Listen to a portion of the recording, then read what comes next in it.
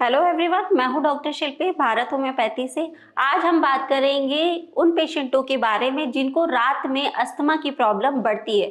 हमारे बहुत सारे ऐसे पेशेंट हैं जिनको दिक्कत होती है और हमसे क्वेरी भी करते हैं कि मैम हमें रात में अस्थमा की प्रॉब्लम क्यों बढ़ती है। तो आज इसी टॉपिक पे हम बात करते हैं।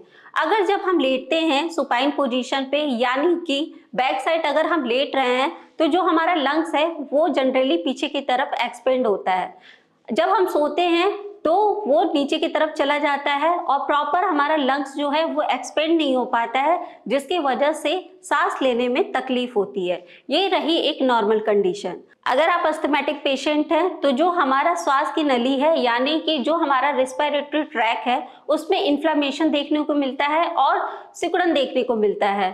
तो उसकी वजह से म्यूकस का प्रोडक्शन ज्यादा होने लगता है, जिसकी वजह से हमारे विंड पाइप में कंजेशन देखने को मिलता है।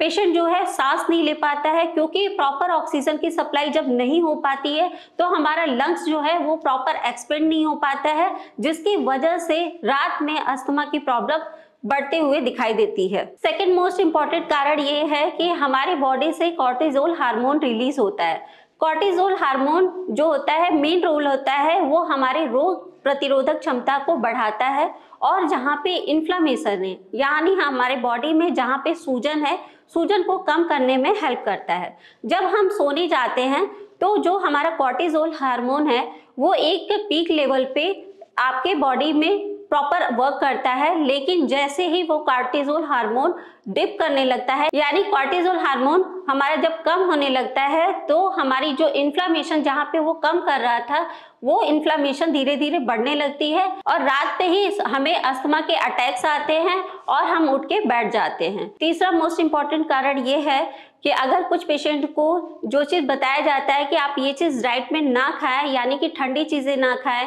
राइस नहीं लें और खट्टी चीजें आप ना लें, अगर कुछ पेशेंट से डाइट में डिस्टरबेंस हो जाते हैं, अगर वो चीज आप ले रहे हैं या फिर आप बाहर जा रहे हैं, धूल मिट्टी के संपर्क में आ रहे हैं, तो हमारी जो श्वास की नली है वहां पे सूजन होने लगता है। तो हमारी जो सांस की नली है उसमें स्वेलिंग होने लगती है और ये स्वेलिंग ऐसे पीक लेवल पे पहुंच जाती है, जिसकी वजह से हमें सांस लेने में तकलीफ होता है। अगर जब पेशेंट सोने जाता है तो ये एक ऐसी कंडीशन पे चला जाता है कि पेशेंट को अस्थमा के अटैक्स रात में आते हैं और वो बेचैन होता है और रात में ही उठ के बैठ जाता है। तो हमें ऐसा क्या करना है कि ताकि हमें रात में अस्थमा की प्रॉब्लम ना हो।